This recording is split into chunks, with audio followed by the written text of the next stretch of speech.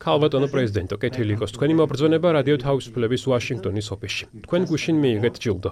როგორია თქვენი შთაბეჭდილება, რას ნიშნავს ეს დემოკრატიული ძალებისთვის საქართველოში?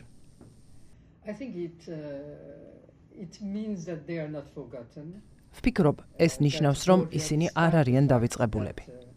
იმის მიუხედავად, რომ ვიცით, რეგიონში ბევრი კრიზისია, საქართველო კვლავაც მნიშვნელოვანია და კვლავაც ყავს მეგობრები. ეს ორივე რამ უკიდურესად მნიშვნელოვანია ქართველებისთვის მათი ბრძოლის ამ ეტაპზე, რომელიც მომქანცველია, ვიტყოდი, სამოქალაქო საზოგადოებისთვის, ვინაიდან პირობები, რომელშიც ის იმყოფება, ძალიან რთულია.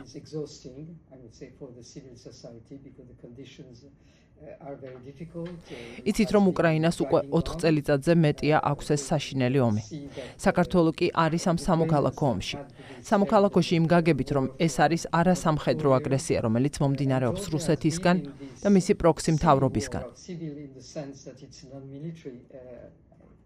თუმცა ესეც სათავეს იღებს 2022 წელს. ასე რომ მშვიდობიან მოსახლეობას მთელი ამ მასობრივი რეპრესიებისა და ახალი კანონების წინ აღდგომა უწევს, თითქმის ყოველდღიურად.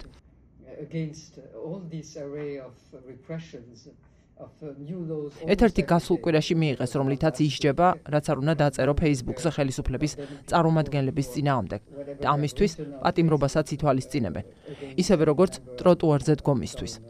ასე რომ ეს იღებს ერთდროულად როგორც კომიკურ, ისე ძალიან ტრაგიკულ სახეს.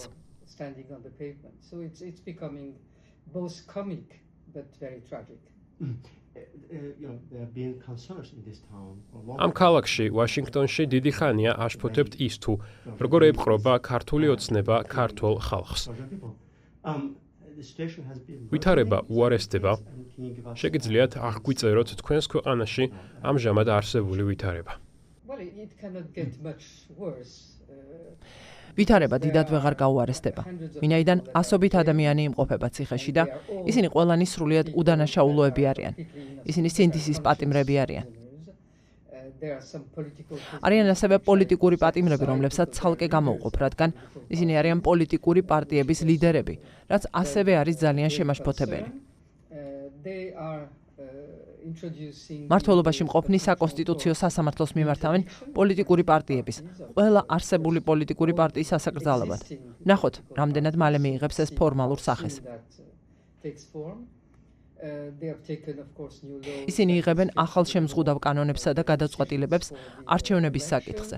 აღარ დარჩა ინსტიტუტი, რომელიც დამოუკიდებლობას შეინარჩუნებდა. პარლამენტი იქცა ადგილად, სადაც 2.5 დღეში დებატების გარეშე აფორმებენ კანონებს, რომლებსაც მთავრობა წარადგენს. რუსეთის გარდა ვერ დავასახელებდი ვერც ერთ ქვეყანას, რომელსაც შევადარებდი ამას. ეს ძალიან რუსული მოდელია. თუმცა საქართველოში ჯერ კიდევ არსებობს სამოქალაქო საზოგადოება, რომელიც იბრძვის. ეს არის მთავარი და დიდი განსხვავება რუსული მოდელისგან, რომლითაც ცალსახად არის შთაგონებული საქართველოში არსებული მმართველობა.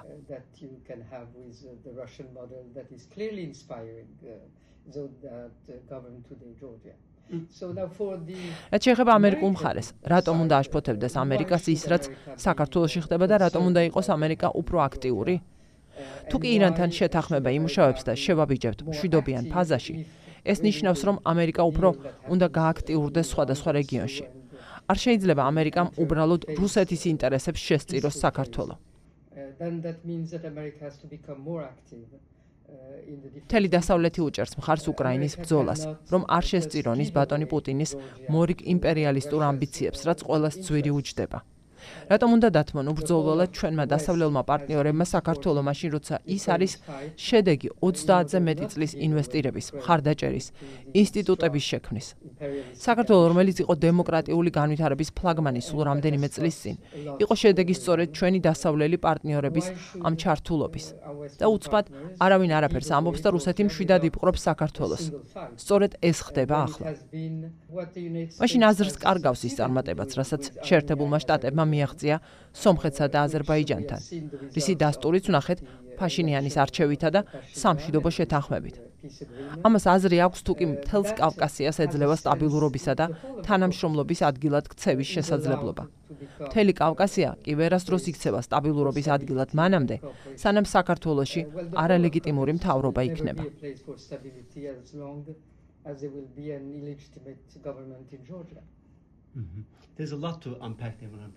ბევრი რამ საჭიროებს ჩაძიებას და ნამდვილად მიუბრუნდები რუსეთს.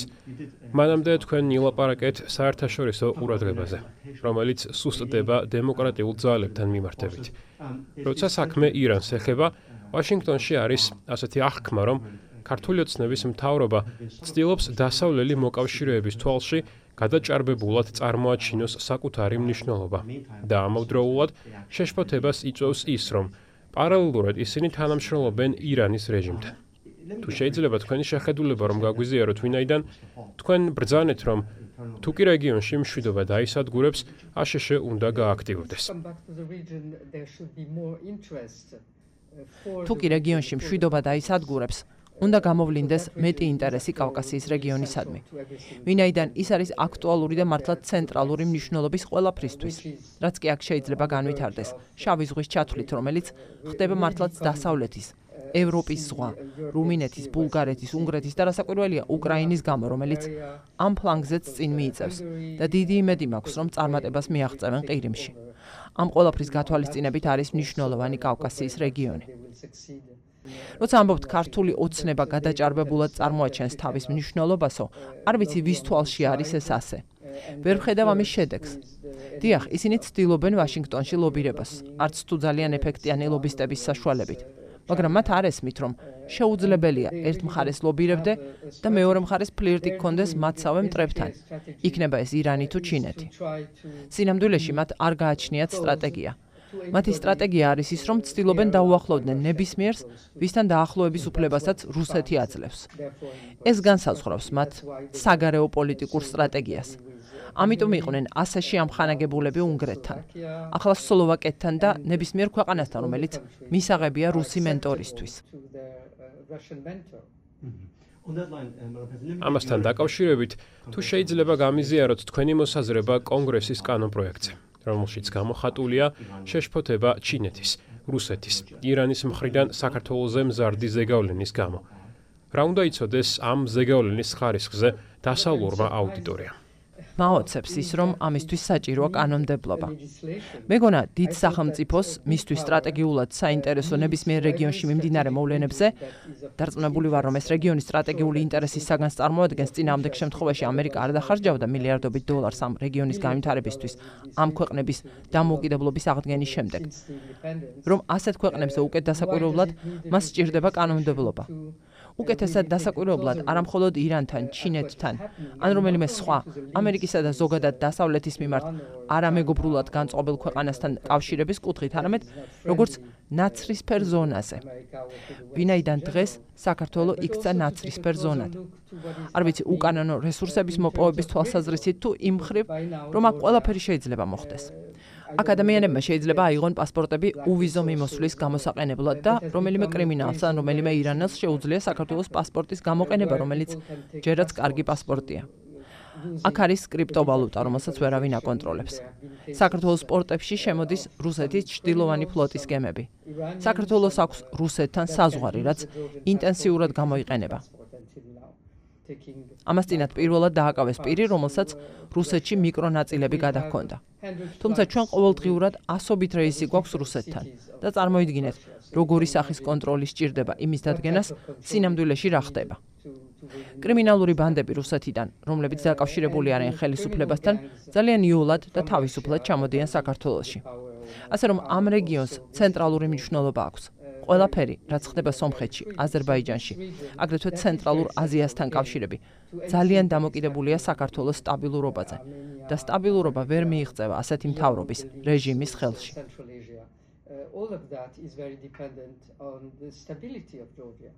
And there cannot be stability in the hands of a government regime like that. In the meantime, you made it clear that Georgia ნათელია, რომ საქართველოს დემოკრატია ტრავმირებულია. თუმცა თქვენ ახსენეთ წარმატების ისტორიებიც რეგიონში, მოლდოვაში, უნგრეთში. All of them except Georgia. Why? Because Georgia was the first. ყველგან იყო წარმატება საქართველოს გარდა, რატომ? იმიტომ რომ საქართველო იყო პირველი და არავინ აკვირდებოდა რა ხდებოდა საქართველოში. რომ შევადაროთ, ვნახეთ რომ არჩევნებამდე სომხეთში ჩავიდნენ ყველანი, ევროკავშირის 27-ვე ქვეყნის ლიდერები. ამერიკის ლიდერები ჯეიდი ვენსი ჩავიდა სომხეთში. არავინ ჩასულა საქართველოში 2024 წლის არჩევნების წინ. არ ყოფილა უმაღლესი დონის არც ერთი ვიზიტი, რადგან საქართველოს საკითხი არ იყო რადარზე. არ ფიქრობდნენ, რომ რუსეთს შეეძლო არჩევნებში ჩარევა. ახლა უკვე ყველამ იცის, რომ რუსეთს შეუძლია ნებისმიერი ქვეყნის არჩევნებში ჩარევა. იქნება ეს რუსეთის მოსაზღვრე ქვეყანა, საფრანგეთი, გერმანია ან სხვა. ახლა ყველა შეშფოთებულია. ყველა ძალიან ყურადღებით აკვირდება, რა მოხდებოდა უნგრეთში. საქართველოს მიმართ ასე არ იყო. რეალურად არავინ გააანალიზა, რა მასშტაბით გაყალბდა არჩევნები. და დღემდე არ არის საკმარისი ყურადღება, შეშფოთება და სტრატეგია რუსეთის ამ ახალ სტრატეგიასთან გასამკლავებლად. უკრაინაში ომის დაწყების შემდეგ, აგრეთვე რუსეთის მხრიდან ბალტიის ქვეყნებისა და პოლონეთის მიმართ სიტყვიერი ფსიქოლოგიური მუქარის ფონზე, ამ დრომდე ყველა მობილიზებულია რუსეთისგან სამხედრო კუთხით თავდაცვის გაძლიერებაზე. და ამ მიმართულებით ყველა აკეთებს მეც, რაც სწორია და ასე უნდა გაკეთდეს შეერთებულ შტატებთან გადალაგების ფონზე. თუმცა ეს არ ნიშნავს, რომ დიდი რესურსი არ უნდა ჩაიდოს რუსეთის ჰიბრიდულ სტრატეგიასთან გასამკლავებლად. ამ მხრივ ცოტა გაკეთდა. რაც გაკეთდა, ხელოვნური ინტელექტის გამოყენებით სხვადასხვა ქვეყანაში ჩარევისთვის, პროპაგანდით, ახალი თემების თავსმოხვევით. არ მინდა ვთქვა, რომ ფლობს, მაგრამ უკეთესად ფლობს რუსეთი, ვიდრე დასავლეთის ქვეყნები. რეგიონის დემოკრატიული მედეგობის წინა ხაზზე ყოფნის პირობებში რას ელოდებით შემდეგი არჩევნებისგან და რა გაკვეთილები გამოაქვს ახლანდელ რეჟიმს რეგიონში განვითარებული მოვლენებიდან? მოსალოდნელია ვადამდელი არჩევნები?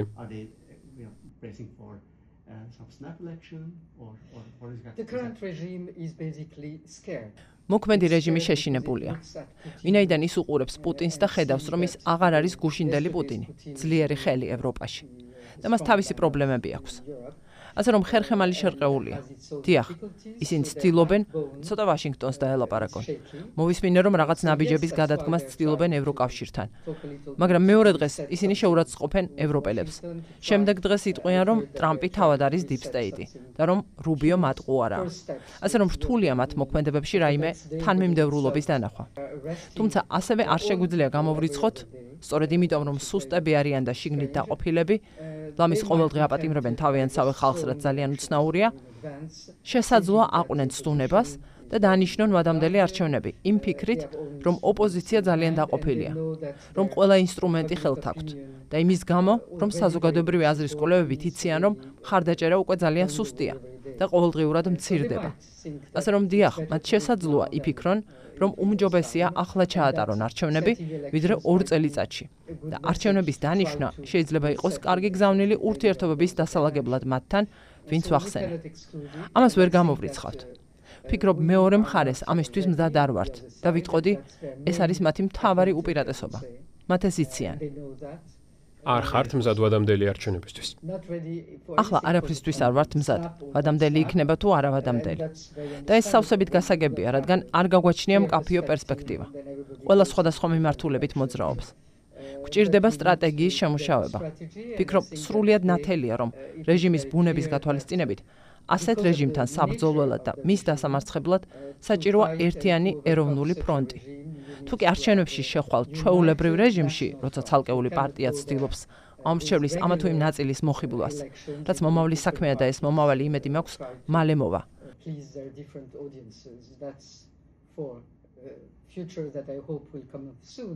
თუმცა თუ ახლა არჩევნები იქნება, ეს იქნება უფრო ბრძოლა, ვიდრე ჩვეულებრივი არჩევნები, რომელზეც გვექნება პროგრამები და ერთმანეთს გაუწევთ კონკურენციას. არა, ჩვენ უნდა მოვიგოთ ეს არჩევნები ბრძოლით.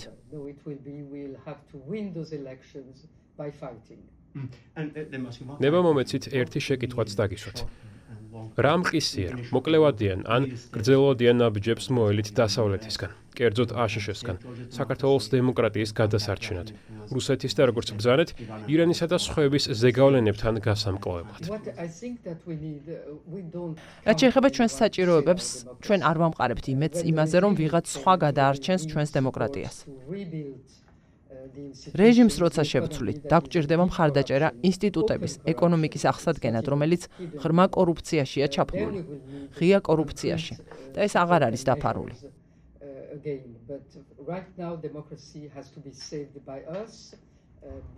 იმ დროს კვლავ დაგვჭირდება კონკრეტული მხარდაჭერა და ზომები. თუმცა ახლა დემოკრატია ჩვენი გადასარჩენია, არჩევნებით. დღეს კი, როგორც ვთქვი, აუცილებელია კონცენტრაცია იმაზე, როგორ მანიპულირებს რუსეთი, როგორ მოახდინა მან ამ ქვეყანაში ინფილტრაცია, როგორ არიდებს რუსეთი თავს სანქციებს, როგორ მონაწილეობენ საქართველოს რეჟიმის მმართველები რუსეთის მიერ სანქციებისთვის თავის არიდებაში.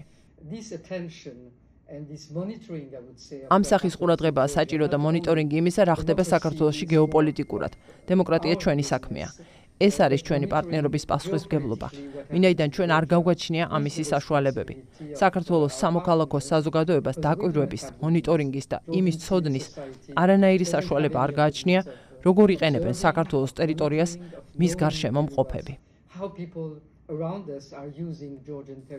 ქალბატონო პრეზიდენტო, დიდი მადლობა თქვენი დროისთვის.